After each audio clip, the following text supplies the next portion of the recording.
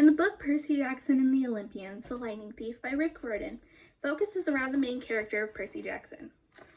Rick Riordan writes about a 12-year-old boy named Percy Jackson.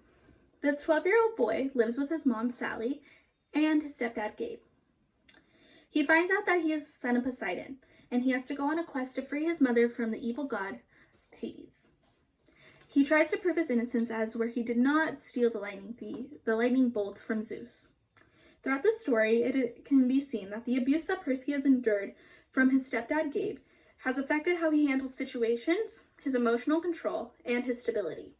In addition to Percy Jackson and the Lightning Thief, I'm going to also talk about the Broadway musical Beetlejuice. Beetlejuice focuses around this character named Lydia Deetz. Lydia Deetz loses her mother at the age of 14. Lydia goes through a journey of grief, and therefore, she has to summon the demon Beetlejuice. Just as Lydia does, her father goes through a journey of grief, but hers is her trying to reach out to find people to help support her. Her father's grief consumes him and leads him to neglect Lydia. Today, I'm going to attempt to persuade you that parental neglect and abuse can cause a major impact on a child's mental health stability. Some may say that this neglect can help a child grow and become stronger in the future. However, I would hope this can be overlooked because sometimes a child cannot learn to grow or learn from these mistakes. These often lead to mental health problems. Sometimes along the way, a parent will face different obstacles in their journey of raising their child, such as a loss of a spouse. This can cause them to be consumed by grief, causing them to lose their primary objective, which is raising their child. This is referred to as parental neglect. Parental neglect can be defined as child abuse or neglect that includes types of maltreatment, which includes physical abuse, neglect, emotional abuse, and sexual abuse. This is from childwelfare.gov. Both Lydia Deetz and Percy Jackson go through a journey of self-discovery, trying to overcome the problems that have been presented to them through parental neglect. Parental neglect is not always visible, but it can also lead a child down different difficult roads in their life. First, I would like to discuss parental neglect can cause developmental complications among adolescents. In the article, Childhood Maltreatment and Cognitive Flexibility by Marissa N. Span explores the ideas of both physical abuse and neglect and how it causes a dysfunction during adolescence. Not only does physical abuse take a toll on adolescents, so does emotional abuse. Span explains the difference between emotional abuse and neglect. It is crucial to understand, though they fall under the same category of maltreatment for the child, it is not the same thing. The difference between the two is that emotional abuse falls under threatening a child's self-worth or well-being with verbal attacks, as where neglect is often defined as the failure of caretakers to provide the necessary psychological and emotional needs. This is from page 3 of Span's article. The type of maltreatment that can cause a child to endure developmental effects in their adolescence and in adulthood. This means affect malnutrition of executive functions. This is from page 2 of Span article. This means that it can affect the development of new mental skills that helps a person get things done, which is controlled by the frontal lobe of your brain. This affects adolescents tremendously because your brain is not finished developing until you are the age of 18, between 25. This means that this makes your brain not develop as much. Not only does maltreatment of a child affect their executive functions, it also leads to psychological problems.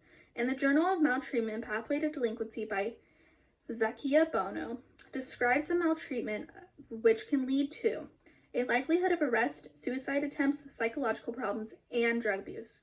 Zakia, page 2. The findings in this journal reveal that maltreatment plays a significant role in delinquent behaviors. In order to understand what delinquent behaviors are, you must know what a delinquent is. It is defined by Oxford Dictionary that typically a delinquent is a younger person whose behavior is showing or is categorized by a tendency to commit crime. Oxford. Most of delinquents are categorized by school and substance abuse and risky sexual behaviors and mental health issues.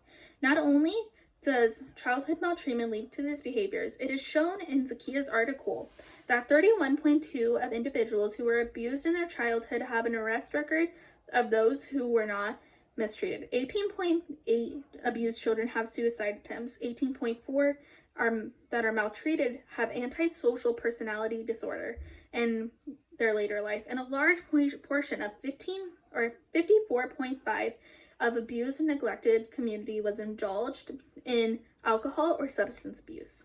The involvement of maltreatment has a direct correlation with delinquent behaviors, and maltreatment can be seen as setting a child up for delinquency in their teenage years. Now that you know what physical and emotional abuse is a crucial part in a child's upbringing and how it'll affect them, it is important to understand that sometimes children will feel obligated to protect their abusers. Even though these children who face abuse will sometimes feel a sense of family obligation. It is to understand the reason why children have this sense of family obligation. It is crucial to understand what family obligation is. This obligation of family is referring to a collection of behaviors or attitudes that is targeted towards certain members. Usually this is a type of support, assistance, and respect. In a journal called Childhood Abuse by Family Obligation in Middle Adulthood establishes that children who may have been abused have a sense of obligation towards a family member. Usually they have this sense of obligation of feeling of guilt. This can be seen in adults who do not stay connected to their families, and they are labeled as selfish or the bad child. This is from Parker's page 4. Parker explores the idea of feeling obligation to your family could cause implications that will cause adults to negotiate life stages in a family cycle. Parker, page 6. It is seen that this is an impact of children can affect them later on in their interdependence and their sense of obligation of their family origin. Now that I have discussed both how emotional and physical abuse affect children and how it makes them feel obligated and how they protect their families, it is important to try to understand how this treatment affects them. Here I'm going to explain some examples of how abuse has affected the characters I have previously mentioned. In the fictional works, it can be also seen that when looking back at Beetlejuice, the character Lydia suffers from emotional neglect. It affects her grief. Lydia loses her mom and suffers through depression. She goes seeking for help for her father, but is ultimately ignored. This can be seen in the song Dead Mom. Lydia sings about her mother and says, hey dead mom, I need a little help here. I'm probably talking to myself here, but dead mom, are you really in the ground? Because I feel you all around. Are you here, dead mom? This is from Beetlejuice's song Dead Mom. In the song, Lydia sings about feeling alone due to Charles' neglect. He pushes away Lydia through his actions, and he refuses to speak about her or even talk about her or have any memory in the house. This causes Lydia to feel depressed. This can be seen as emotional neglect due to the fact that Charles refuses to provide a primary emotional support for Lydia during this time. He also pushes her away. There is an example of this also in the song Dead Mom, but later on, where Lydia claims that her father wants her to play the perfect part. He says he wants me to smile and clap like a performing seal. Charles' behavior can show how the adverse event of his wife can lead him to be pushing away his daughter. Just as Lydia does, Percy Jackson suffers from emotional neglect, but he also faces physical abuse. Percy faces physical abuse from his stepdad, Gabe. In general, he also faces his emotional abuse from his mother and his father. Percy is abused by his stepdad, Gabe. Gabe is an alcoholic who continuously drinks and verbally demeans him. Percy ends up claiming that Gabe would punch the lights out if he told his mom. This can be seen on Burden's page 31. At the end of the book, Percy feels the instinct to grab his sword and try to defend himself. This can be seen as parental psychological abuse towards a child and mental problems that can cause them in adolescence.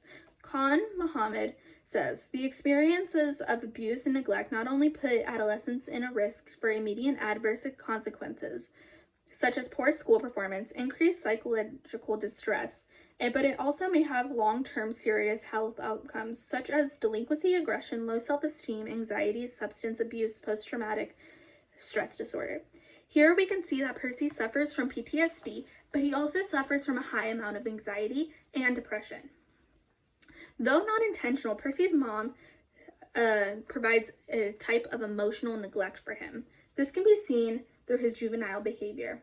Even though Percy faces emotional neglect, it can be seen that he has a sense of family obligation towards his mom, which causes him to go on the quest to go save her. He feels as if he is responsible for the well-being of his mother. This can be seen in Percy's thoughts when he says, "The truth is, I did not care about retrieving Zeus's bowl or saving the world or even helping my father out of trouble. All I cared about was my mom." This is on page 104. This can go back to Parker's theory about how children feel a sense of guilt, therefore they have to protect their family members, and this consumes them. Percy feels like he has to protect his mom from Gabe. He also feels guilty that it is his fault that these things are happening all around him, even though ultimately all the things that were happening around him has been led from his mother's decisions.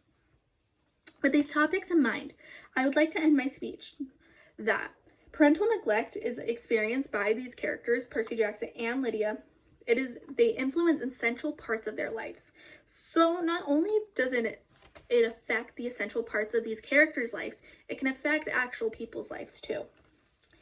They develop decision-making skills and the ability to control their emotions. It is important to understand that these experiences that they go through ultimately lead to life-changing events. Though not always implied, parental neglect can lead a child down a bad road, and it can set them up for unfortunate events in their life. As a result, it is vital to understand that individuals who suffer parental neglect try to reach out, and it is essential to try to be there for these people who suffer from parental neglect. Thank you, and that is my speech.